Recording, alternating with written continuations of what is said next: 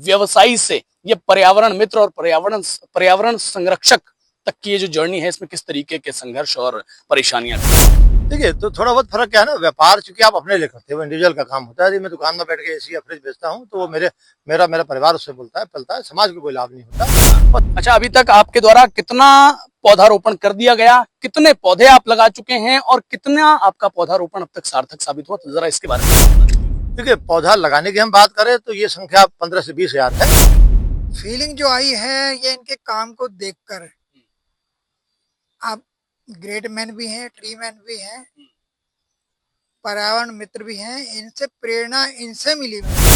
अब सेवा से रिटायर हो गए, रिटायरमेंट के बाद आदमी आराम खोजता है, अब आप पर्यावरण की सेवा में लगातार। और जब अपने लगाए हुए पेड़ जवान हो जा रहे हैं, जवान हो गए हैं, फल आ रहे हैं, तो उनको देख के बड़ा खुशी होती है। बस यही मन भावा हो जाता है। जो कि हम अगर मान लो 1 मिनट अगर मिस हो जाता था तो हम सोचते थे कि हमें क्या मिस हो गया। उसमें दिन रात हम लोग पौधा लगाते रहे। नमस्कार, मैं आपका अपना हिमांशु ठाकुर आज पहुंचा हूं रामनगर में। जी हां, रामनगर में आज हमारे साथ एक ऐसी शख्सियत मौजूद है जिनसे मैं आपको मिलवाने जा रहा हूं। यूं तो एक व्यवसायी हैं, लेकिन व्यवसायी के रूप में कोई खास पहचान नहीं, बल्कि इनकी जो असल पहचान है वो एक वृक्ष मित्र के रूप में है, एक पर्यावरण प्रेमी के रूप में है, एक पर्यावरण संरक्षक के रूप में है। क्योंकि इनकी उपलब्धियां और इनकी कहानियों की फहरिस्त अगर मैं बताने लग जाऊं तो काफी लंबी है। संक्षिप्त में बताना चाहूंगा कि कई प्रदेशों के मुख्यमंत्रियों से इनको सम्मान भी मिल चुका है। पौधारोपण और वृक्ष और पर्यावरण के संरक्षण की लगन कुछ इस प्रकार की है कि अगर किसी का दाह संस्कार है तो वहां से भी ये पौधारोपण को जोड़ देते हैं, किसी की मैरिज एनिवर्सरी है तो वहां से भी पौधारोपण को जोड़ देते हैं, और अगर किसी का बर्थडे है तो वहां से भी पौधारोपण को जोड़ देते हैं। ये कहा जा सकता है कि पौधारोपण और पर्यावरण संरक्षण इनके जीवन का एक मूल आधार बन चुका है। अतुल मेहरोत्रा जी हमारे साथ हैं, एक जानी मानी शख्सियत है ये पर्यावरण संरक्षण के क्षेत्र में। आज बातचीत करेंगे और बहुत से सवाल और उनके ऐसे जवाब आपको सुनने को मिलेंगे जिन्हें सुनकर वाकई आप भी बहुत कुछ सोचेंगे। मेहरोत्रा जी, स्वागत है आपका। आज हम आपके पास पहुंचे हैं आपके विषय में बात करने के लिए। धन्यवाद हिमांशु, धन्यवाद। जी, अच्छा, मेरे को जानकारी है कि आप एक समिति चलाते हैं, कल्पतरु वृक्ष मित्र समिति। कब इसकी शुरुआत की, क्या आपकी इसके पीछे सोच है, जरा इसके बारे देखिए, पौधारोपण की शुरुआत तो हमने करी थी 2012 में, जब मेरे साथ सिर्फ 4-5 लोग होते थे। एक छोटी सी संस्था थी जिसका नामकरण भी हमने नहीं किया था। और 2016 में हमने इसको नाम दिया कल्पतरु वृक्ष समिति, जो 2016 से 25 तक लगातार काम कर रही है। कुछ मेंबर्स हैं जो लगातार टीम से जुड़े हुए हैं, जिसमें आदरणीय डंगवाल साहब हैं मेरे साथ, सेठी जी हैं, दरगाह टिप्पू सिंह जी हैं, भुंदर मेहरा हैं, मोहन डंगवाल हैं, रमेश चंद पांडे जी हैं। कुछ महिलाएं भी टीम में हमारे साथ लगातार जुड़ी हुई हैं, लेकिन कुछ लोग आते जाते रहते हैं टीम में। तो ठीक है, सभी जगह चलता है, मेरे साथ भी है। अच्छा, मैंने जब शुरुआत की है, इंट्रो की, तो मैंने कुछ बातें कही हैं। एक तो व्यापारी के रूप में उतनी बेहतर पहचान नहीं है जितनी बेहतर पहचान पर्यावरण मित्र के रूप में है, और दूसरी बात, कई सारी ऐसी चीजें जो कुछ अलग बनाती हैं आपको, क्योंकि पर्यावरण मित्र तो आज के समय में सोशल मीडिया का दौर है, हर कोई बना बैठा है। तो ऐसे में मैं जानना चाहूंगा कि एक व्यवसायी से ये पर्यावरण मित्र और पर्यावरण संरक्षक तक की ये जो जर्नी है, इसमें किस तरीके के संघर्ष और परेशानियां भी।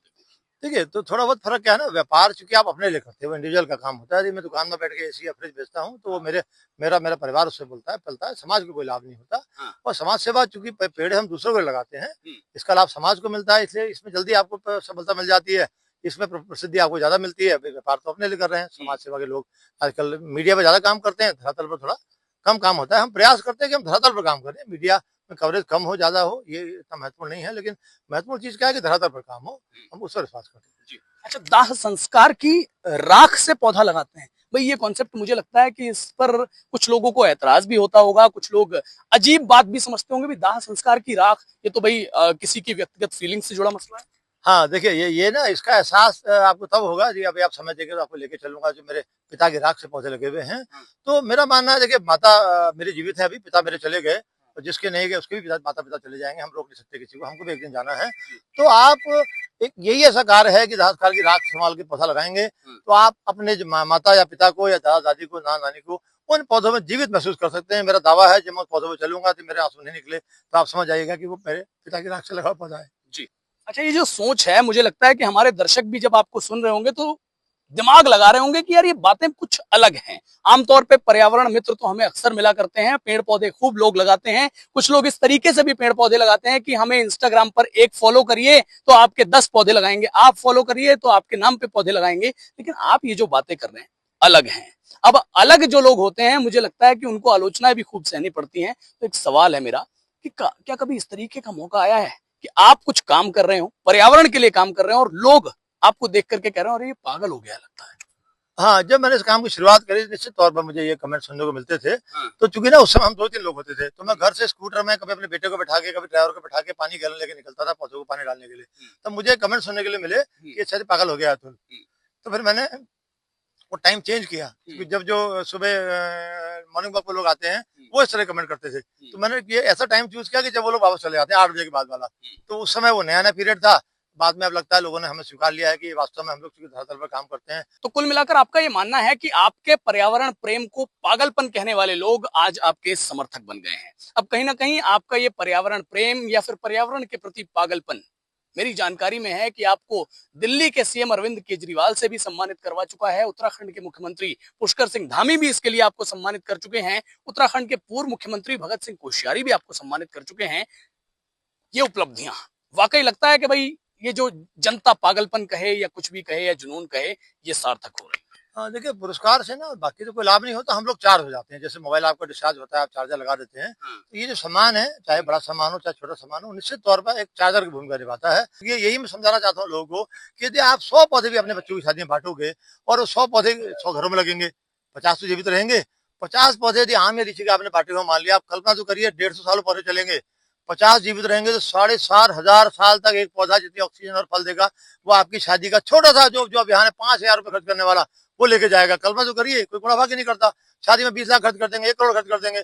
हम तो इस काम को 5 से 10,000 में 10,000 में करते हैं, कुछ पैसा हम भी अपनी जेब से भी खर्च करते हैं। देखिए बड़ा अभियान है, यदि लोग इसको समझ जाएं, आगे बढ़ाएं, हम तैयार हैं। यदि आसपास कोई बुलाएगा हम अपने खर्चे पाने को तैयार हैं। तो आप शादी में पौधे जरूर बांटिए। शुरुआत उसकी अपने बच्चे के जन्मदिन पर कर सकते हैं, 15-20 पौधे बांटें, बच्चों में संस्कार आ जाए बचपन से ही। तो बड़ा बड़ा मतलब देश के परिवर्तन के लिए ना, कि जैसे मोदी जी कहते हैं एक पौधा माँ के नाम, तो आप कल्पना करिए कि उस पौधे को आपने 200 पौधे बेटी की शादी में बांटे तो आप बेटी के नाम 200 पौधे हो गए है, बेटे के बाप के नाम पर बांटे तो बेटे के नाम 200 पौधे हो गए। तो वो अभियान जो मोदी जी चाहते हैं उसको आप बहुत बड़े रूप में ले आगे कर सकते हैं। जी।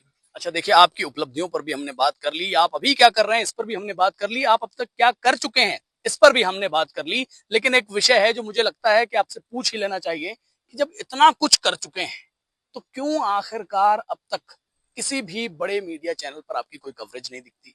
क्यों सोशल मीडिया पर आप ट्रेंड नहीं करते? क्यों सोशल मीडिया पर आपकी रील्स वायरल नहीं होती? और क्यों हर जगह आपके फोटो सेशंस इत्यादि ये सारी चीजें हमें नदारद देखने को मिलती है? आप खुद भी मीडिया कवरेज और इंटरव्यूज से बचते हैं? नहीं, बचने की तो ऐसी कोई बात नहीं, लेकिन हम प्रयास नहीं करते मीडिया में जाने का। क्योंकि देखिए मीडिया कर्मी जो मेरे साथ, जो मेरे बहुत मित्र मीडिया में हैं, वो कहते हैं तो भाई आप कोई बुलाते नहीं, आप बुलाइए, हम करेंगे, हमें न्यूज भेजिए, हम न्यूज लगाएंगे। तो मेरे को ध्यान नहीं आता कि पिछले 12-14 साल में शायद 2 न्यूज ही बना के मैंने मीडिया को दी होंगी। तो वो मेरे पार्ट से दोषी है, मीडिया दोषी नहीं है, उसका दोषी मैं ही हूँ। और देखो हिमांशु, आपसे मुलाकात यदि काशी नहीं होती शायद आप भी नहीं आ जाते। आपसे उस बहाने संपर्क जुड़ा मेरे दोस्त नईम खान के मार्फत, आज आप आ गए, तो हम निश्चित तौर पर आपका धन्यवाद देंगे। क्योंकि जो हम काम कर रहे हैं ना, मुझे प्रसिद्धि नहीं मिले, मेरा काम चलेगा, मेरी फोटो फ्लड कर दीजिए, मेरा काम चल जाएगा। लेकिन जरूरत है हमारे विचार को, हमारे आइडियाज को समाज तक पहुंचाने की। तभी जो जो दिन रात हम ये कर रहे हैं, मेरी टीम कर रही है, रवाल साहब, सेठी जी, दरुआ जी, भूपेंद्र मेहरा, 4 मेंबर हैं जो मेरे साथ लगातार 24 घंटे जुड़े रहते हैं। तो ये इनकी मेहनत, इनका जीवन तभी सफल होगा जब समाज जागेगा। अच्छा, आमतौर पर जब भी कोई व्यापारी समाज सेवा के बारे में सोचता है तो वो अपने व्यापारिक लाभ के बारे में पहले सोचता है। मुझे लगता है 24 में से 12 से 15 घंटे तो आप ये समाज सेवा और पर्यावरण सेवा में लगे रहते हैं। व्यापारिक रूप से नुकसान मुझे लगता है कि होता होगा। कब तक ये चीजें चल सकती हैं? देखिए नुकसान होता है, नो डाउट नुकसान तो होता है। अभी यदि मैं आपको इंटरव्यू दे रहा हूँ तो इस समय कोई कॉल रिसीव नहीं करता था, मेरी बिजनेस कॉल तो इसमें भी आ रही है। तो अब भाई यदि कुछ पाना है तो कुछ खोना तो पड़ेगा। उससे नहीं फर्क पड़ता। मेरा बेटा अब जवान है, वो संभाल रहा है। मेरा छोटा बेटा भी जल्दी व्यापार को संभालने यहाँ आने वाला है वापस घर लौट कर। तो उसकी चिंता मुझे नहीं है। मुझे चिंता इस बात की है कि समाज जागे।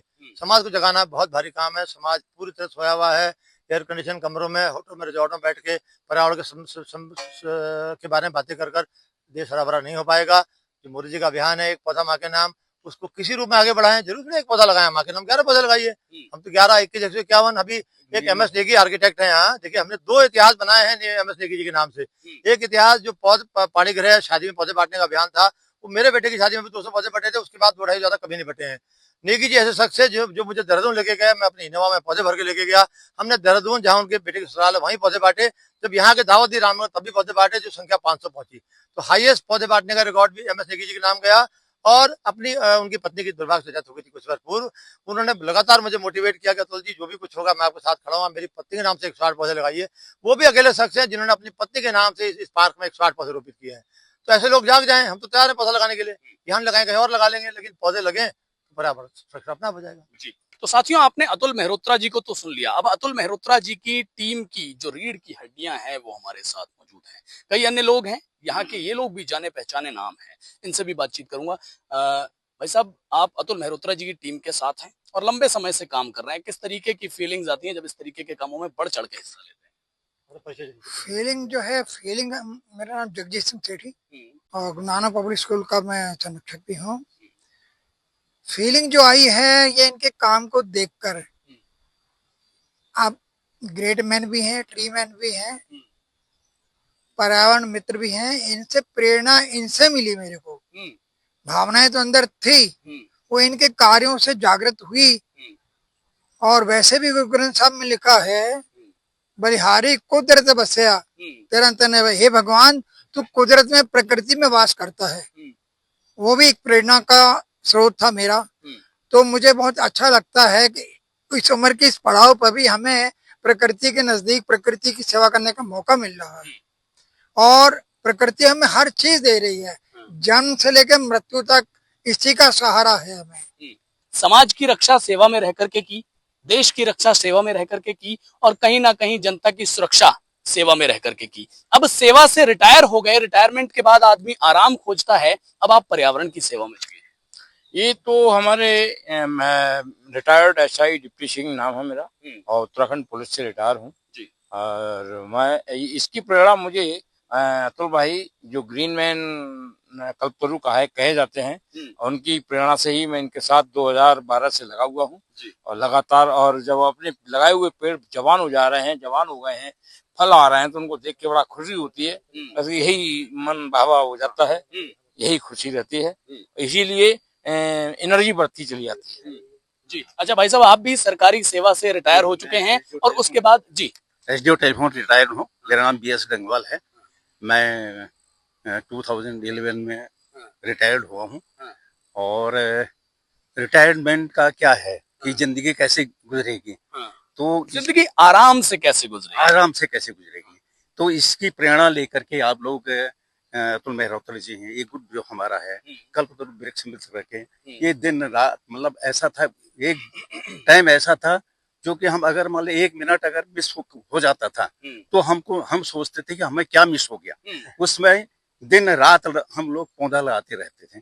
हम लोगों ने करीब 3-4 पार्क ऐसे डेवलप किए हैं। सबसे पहले तो कुंवर दामोदर पार्क जो है, कोसी नदी है, करजा मंदिर उसके पास में। तो फिर हमने आमडंडा में, जहाँ की काफी अच्छे पौधे हो चुके हैं। और मतलब ये था कि लोग कहते थे यार पागल लोग हैं, तो इस ढंग का ये जुनून था। ये मतलब इसी से हम लोगों के स्वास्थ्य भी अच्छा बना हुआ है। और ये सिर्फ जो हम ये सोचते हैं कि अब ये नहीं सोचते हैं कि हम एजेड हो गए हैं, हम ये सोचते हैं हम बच्चे हैं भी। तो ये हमारा जुनून ये पर्यावरण के प्रति है। चलिए, तो साथियों, आपने टीम अतुल मेहरोत्रा को सुना, कल्पतरु वृक्ष मित्र समिति के तमाम सदस्यों को और अध्यक्ष अतुल मेहरोत्रा जी को सुना। फिलहाल अतुल मेहरोत्रा जी और उनकी टीम का पर्यावरण संरक्षण के प्रति जो ये प्रेम है, या फिर कह लीजिए कि पागलपन है, इस प्रेम और पागलपन पर आप क्या कहेंगे, कमेंट में लिख करके बताइए।